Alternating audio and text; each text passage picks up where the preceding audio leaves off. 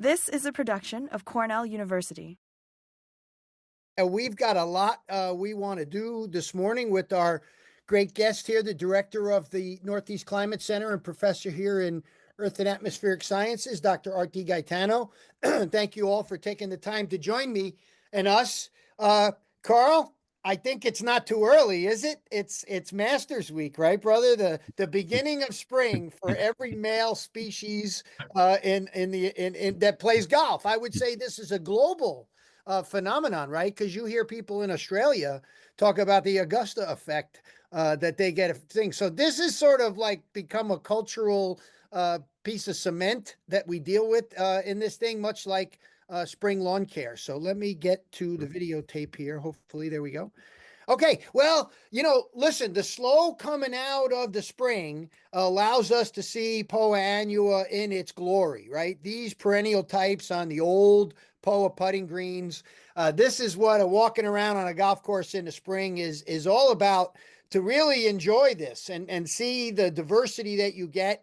And then by summertime, you can't tell the difference. It looks like a uniform stand of grass. Carl, I thought I'd draw you. I like to show a picture every once in a while of things going good. Make things. We used to do this during the pandemic, so we always tried to have a picture make somebody smile. So here's somebody out at Sahali with his daughters, and I took this picture, Carl, because I got a guy wearing those DG shoes. Right? Okay. Stupid shoes. We keep saying, who wears these shoes? I found a guy in the Pacific Northwest that wears these shoes. Anyway, I also always love a good pet picture, and this is Tyler Warner. I don't know Tyler at all, but he lost Brutus recently, and I just love how he says it. This is as emotional as money guys get. Dang, dogs are so awesome, right? I mean, it's just something about a dog in this business that makes everybody smile. We had our really well attended Shortcut conference call this week, as we've been doing for the last 29 years, and on the docket was mole and vole damage. Right, a lot of more snow cover than usual, left a lot of places with some surface scarring, and so in good term we say get out and roll the darn thing.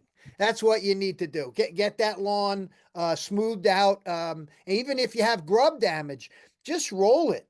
I mean, if the soil's in good shape and the grass was growing good, just roll it down, get it smooth, and then throw some seed on it. It really isn't any more than that.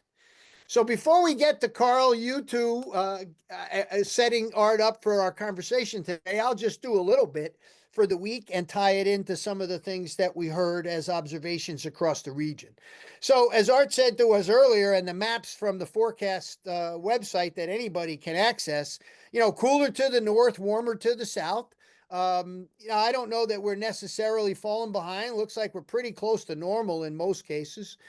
Soils, have made an interesting turn. This was soils last week where we had very few soils in the 50s, and here it is this week, really seeing a few much more widespread 50s, higher 40s and 50s. So things warmed up pretty quick, and this is why I asked you about the soil stuff, Art, because things really moved at the 2-inch level pretty quick. Yeah, this is a time of year where we really see the soils, especially at 2 inches, move around a lot, right? They're tied to the air temperature in some degree. We've talked about us being on roller coasters in terms of the air temperatures. Yeah, there's some lag, there's some buffer in the soil, but particularly at this time of year, when we're going from the 30s to the 70s in terms of air temperature, you see the soil start to respond to that. So since we're chatting about this, obviously the wild card in this thing is moisture.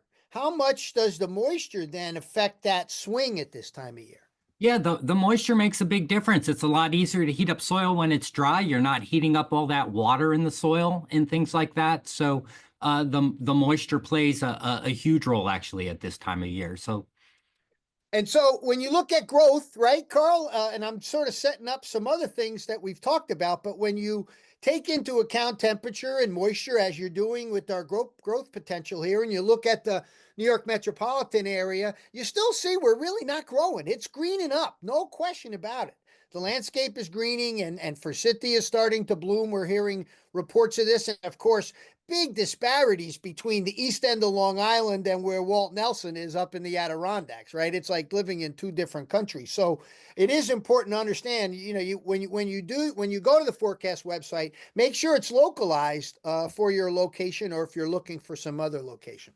Now, as we've talked about before, we had a really dry fall, historically warm and dry fall. And that left a lot of grass looking pretty bad already. And so because we're not growing, we might be green. You can see in this image, we've got a few things that are green, but more things that are brown that have not recovered.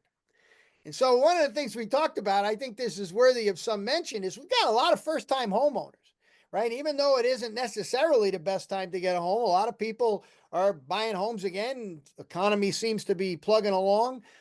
First-time homeowners are very anxious to sort of get after it and do some diagnosing of problems. And the first thing they run to is a soil test, right? And so I will say these images and this image is completely AI generated, and except for the ribbon. So what I'm trying to say is, you can go and test your soil, and a lot of people will do it for chemical purposes.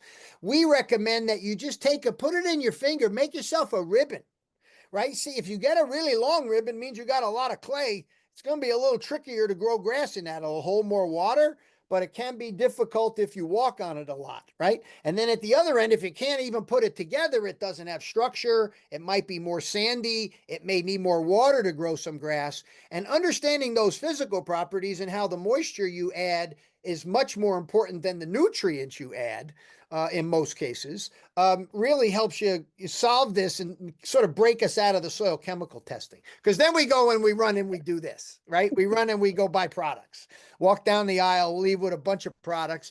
And the problem is, as Art told us earlier, it's going to rain this week. Right, this weekend, we're looking at, at almost, and I thought you said almost 1.5 inches of rain, Art, and we've got the maps, and you can see the data. You can go to the forecast website and see that stuff. But we also have a runoff model, and the runoff model indicates over the next few days that we got a moderate chance for runoff. And now you could look in there and see the map and zone in on where you're at to see if this is an issue. But at a time when we tend to put a lot of stuff on, right? Not as big of a deal. Nobody's fertilizing in the summertime very often. Nobody's putting weed and feed in the summertime very often. Nobody's putting insecticide down on lawns especially.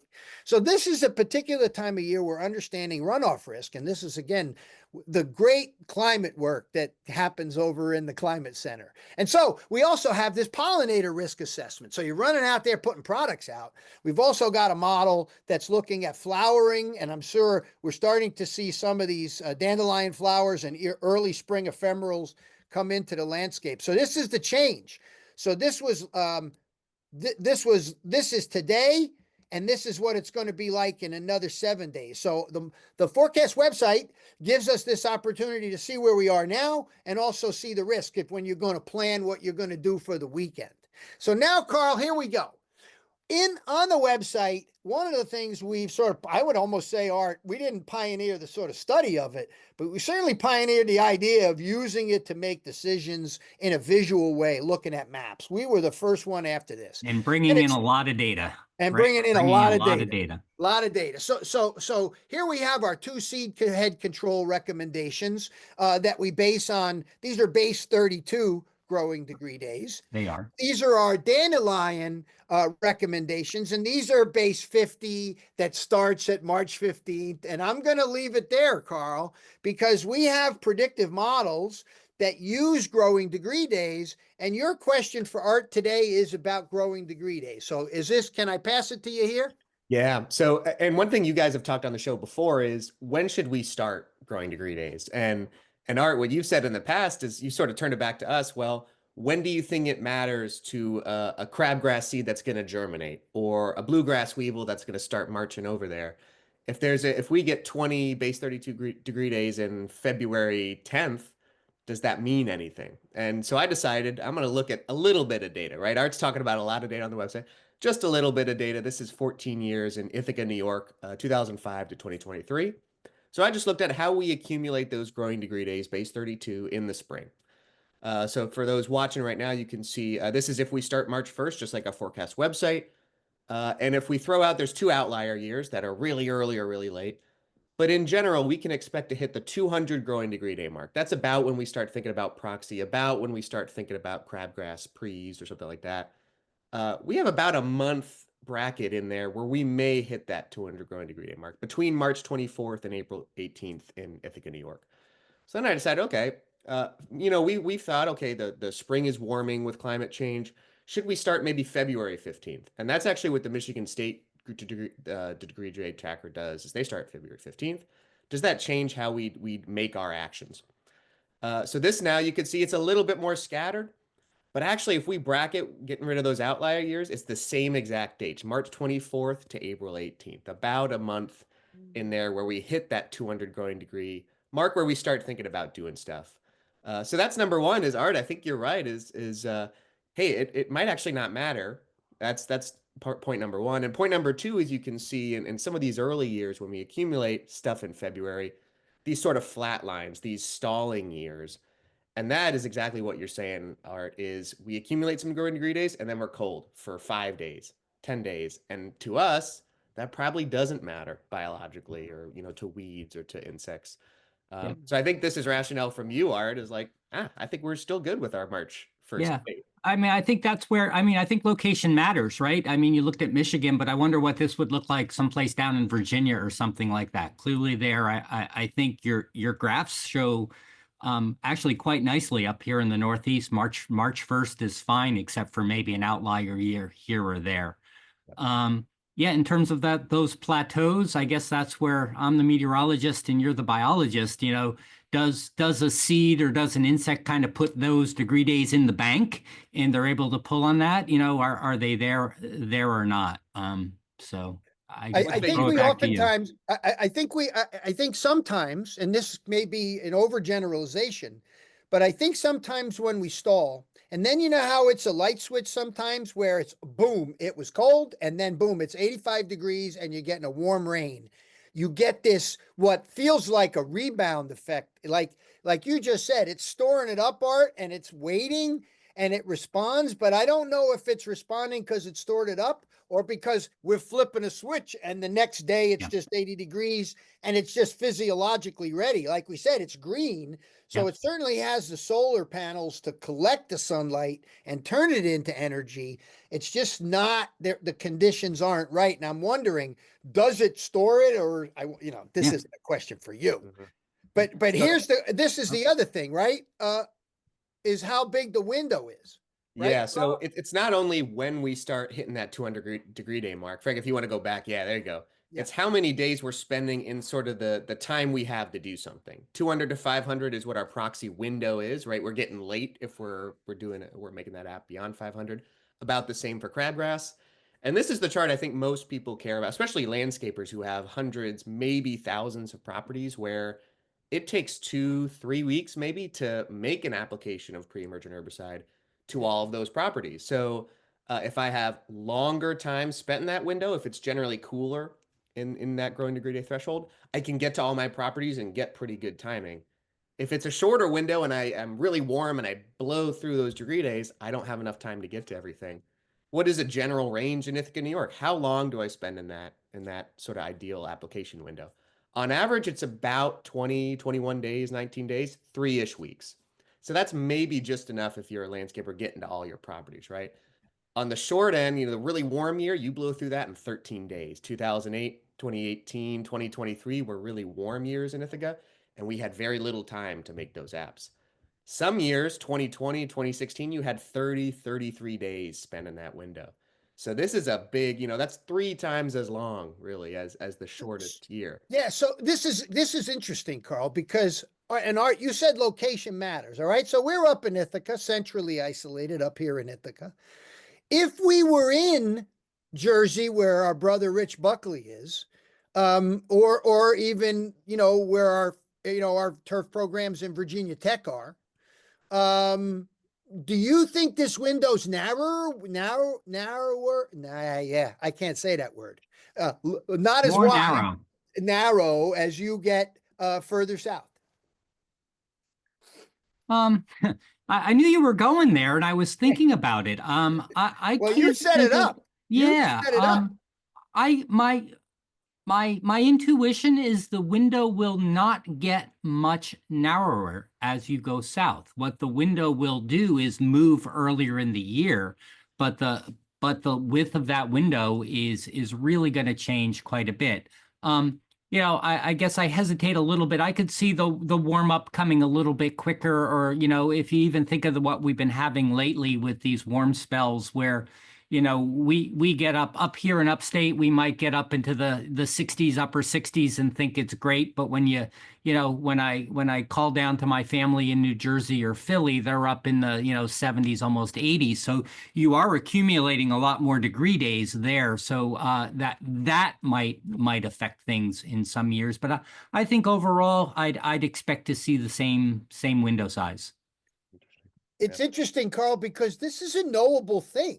I mean, you could sit there and ask the machine a simple question like, on average, what's the ideal time, right? I mean, you have this window, and your window is from when it starts to when it's not any good anymore. But there's this period of time where it's ideal, which is maybe its own range. Is this ideal, or this is just it'll work if you put it down at this time? Yep. This is the ideal range. Yep. So, and if you bracket on the ends, marginal, we could also look at that too. And right. And then when you start thinking about, as Randy tells us all the time, or early down, early gone, right? If you're looking at a pre that doesn't last as long because you put it out early, what we don't know is how much degradation or movement of it happens in the spring as soils warm and things break down. But we know they don't last more than 10, 12 weeks, some of these pre-emergents. Maybe barricade could be 14 or longer. But if you're going with team like a homeowner might be doing, that one's only going to give you 6 or 7, maybe 8 weeks of crabgrass control. And crabgrass pressure's well into July now. So you're burnt out by then. So this window becomes more important for something that wears out like that, and less important for a proxy because you just need to hit it, right? And most of these guys, this is a follow-up spring. You're locking in seed head suppression in the fall, and that's a whole nother area of study. So Carl, listen, we've sort of, I think, concluded here. Now, we talked earlier that the grass isn't growing, but yet they see it's green. They want to be on it. Even Belichick, we found out this week, is ripping out synthetic turf to put natural grass. And that's the guy that ripped out natural grass in the middle of the season, got himself in some trouble. And then they started playing on synthetic turf in New England. So apparently Dr. Belichick there has changed his tune. But Carl, these multi-purpose surfaces have a role, as we've talked about, in the spring. But when you get in the summertime, it starts to cause a problem. And Art, you also have experience of this, both in your meteorological world and in your world as a soccer ref. So we're going to want to draw on that, Carl. Let's hear from it. Let's hear from you. Yeah, so I wanted to start with the summer. This is when everybody thinks about synthetic turf. It gets really hot, and that's a bad thing. In the spring, if it warms up, it's actually a good thing, I think, for us when we need it in the shoulders of the season. But this image is just showing 89.2 Celsius is what some synthetic systems can get to. I mean, that's 170 or something. We're getting to a really crazy number. That's up there, right? Water boils at 100, so you ain't too far off from there. And Art, I was reviewing some of the stuff. High solar absorptivity, and if you go back to that slide, the two primary factors of why is it so hot?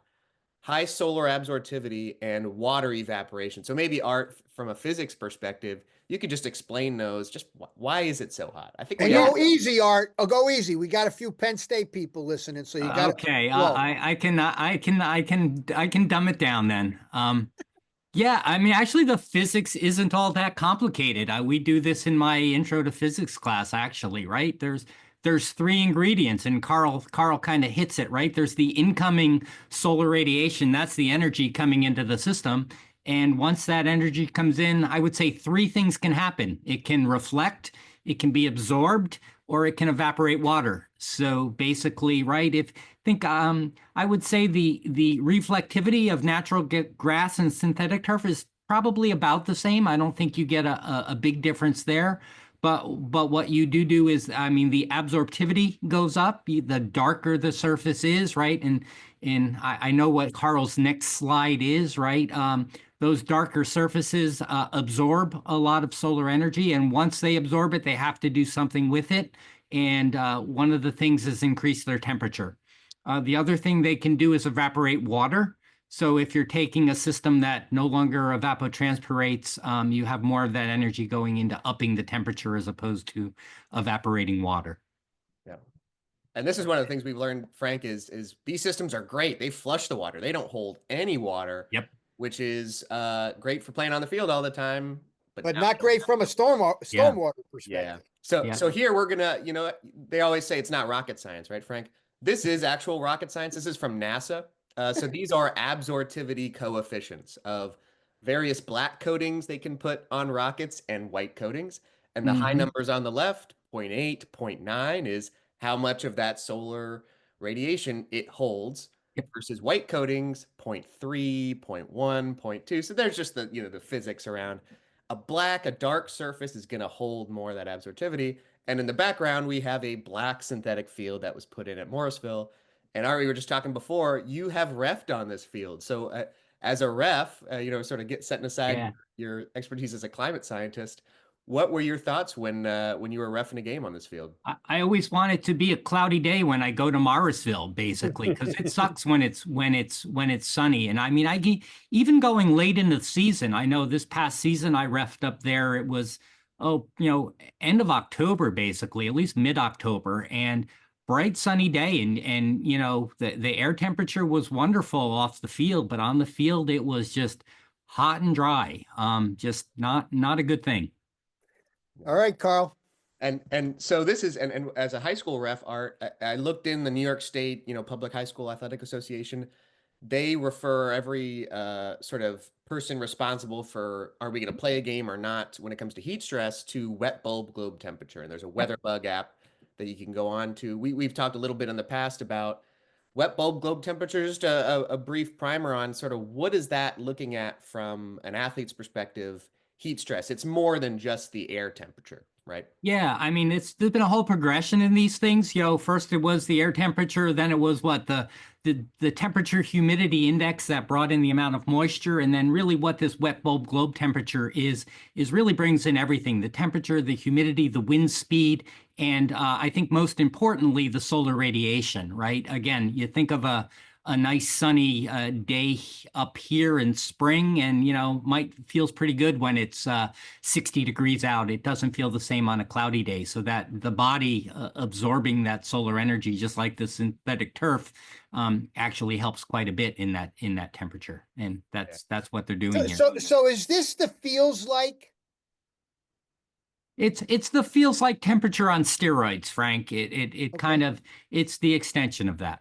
Okay, so all right. So this is the New York State Public High School Athletic Association. I'm assuming the NCAA's got another one. How does this work in practical terms, Art?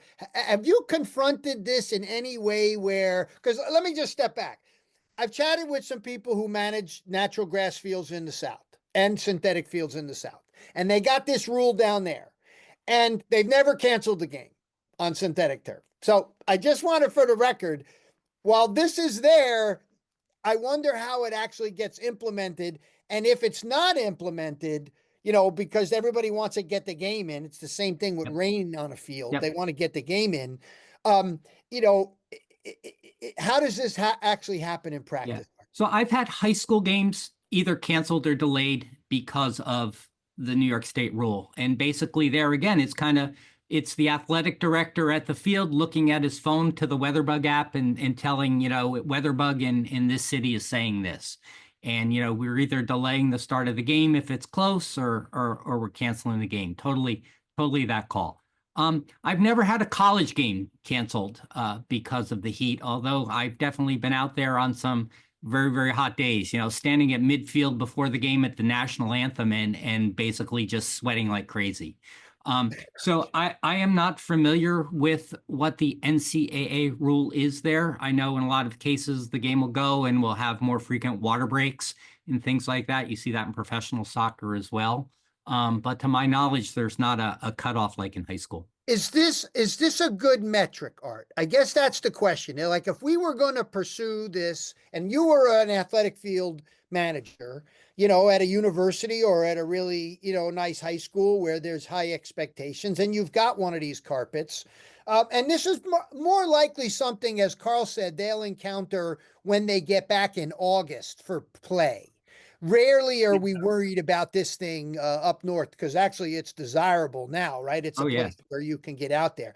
So I'm wondering about, is this a good measure of what you think is simple enough for them to use and also actually protecting? Right. You need some kind of measure. I agree with that. Where I think this might go astray a little bit is it goes back to natural versus artificial turf, right? So all these measurements you're getting from weatherbug and things like that, they're clearly not over artificial turf. Most of those measurements are coming from at least something that's in a more favorable environment to produce a cooler temperature. So you are, that skews things quite a bit. So, I mean, really, there should be, if you wanted to do this the right way, there should be some special on-site type measurements of doing this. So this could be also something that if you got enough data from different fields, you could model just like you do everything else, right, Art? Yeah. And I mean, again, it's just not the temperature. If Carl started off with 80 degrees C at the turf surface and looked like he was showing that from an infrared thermometer. So right there at the surface. So yeah, maybe you could fry an egg. Your shoes, I mean, that's going back. Yeah, your feet are very hot on these surfaces when you referee. Up at body level, there's a difference, and that difference is going to matter whether it's a real windy day or a calm day and things like that. So there is some variation even in there within the height of a typical athlete. Yeah. And then even with the different synthetic surfaces, right, Frank, we're learning more about alternative infills, and there's ones that purport to be a lot cooler. Mm-hmm. They hold water, and you will irrigate those fields, and it holds water, and you get that evaporative cooling. Yep. It probably won't last very long, if I had to guess. Maybe half an hour or something like that. Yeah, you see this on campus, right? They spray, they're irrigating at least they do it at the field hockey field. I assume that's for ball play, but also for some cooling. Yeah, there's no question about it that this remain. I mean, listen, this is a part of everybody that's managing natural grass surfaces at a high level is managing synthetic surfaces. It's just the nature of the people that we service in this work. And I think what I like about this, and I think always have said about this with sports fields, sports has liability that just about every other part of turf doesn't have, right? And, kids can get hurt. And I think, to your point, Art, these laws are these recommendations a little bit more stringent on youth fields. And I think when you're younger, not only are you closer to the ground, but I'd say when you're a peanut, you're spending a lot of time on the ground. On the ground. So that does bring the measurement into play. All right, Carl, we're getting close. Any questions from the field or any more final questions from you? No questions yet, but I did want to point out on this chart, you see region 1, 2, and 3, and the cutoffs for sort of low threat, moderate threat, high threat are different for those. Those are the regions of the country you live in. Basically, how acclimated your kids are to heat matters in how you will change the play of the game. So if you're from the South and you're used to warmer temperatures, that would be region 3 here. The cutoff is a little bit higher because you're used to that a little bit.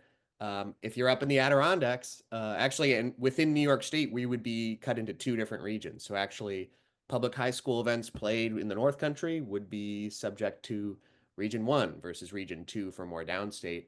I think that's something that probably gets overlooked, but is sort of interesting. Like, wow, in New York State, we have 2 different sort of. Well, it would explain a little bit why, maybe games in the South aren't canceled. To your point, Carl, they may be, as a population, more heat acclimated. Mm-hmm. So listen, Art, thanks for taking the time to join us. It's really great to have these. Always fun to be with you guys. Yeah, this is great. Hey, Carl, who do we got next week?